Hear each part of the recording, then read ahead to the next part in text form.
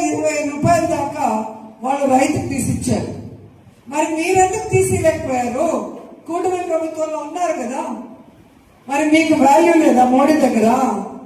మోడీ కాళ్ళు అడిగే పని, తల మీద చదువుకునే పని తప్ప వేరే పని లేదా జనసేనకి, టీడీపీకి? ఒక కాంగ్రెస్ పార్టీ వాళ్ళు బీజేపీ దగ్గర కొట్లాడి తెచ్చుకోగలిగింది.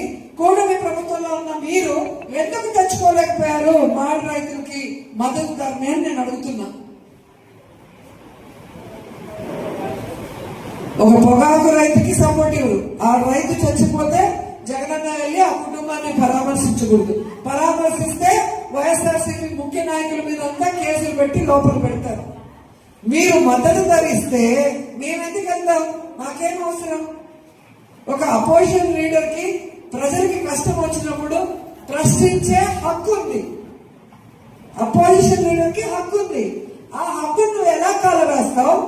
వీళ్ళందరికీ నోటీసులు ఇచ్చి మేము పోకూడదు, పోతే రౌడీ షీట్లు తీస్తామని పోలీసు వాళ్ళు బెదిరిస్తే మీరు ప్రజలకి, ప్రభుత్వానికి జవాబుదారిలా, లేకపోతే చంద్రబాబు నాయుడు, పవన్ కళ్యాణ్, లోకేష్ కి జవాబుదారియా? ఈ రోజు వాళ్ళ ప్రభుత్వం ఉందని మీరు ఆడితే రేపు ప్రభుత్వం మారిన తర్వాత రూల్స్ కి విరుద్ధంగా పనిచేసిన ఆఫీసర్లని వదిలిపెడతారా?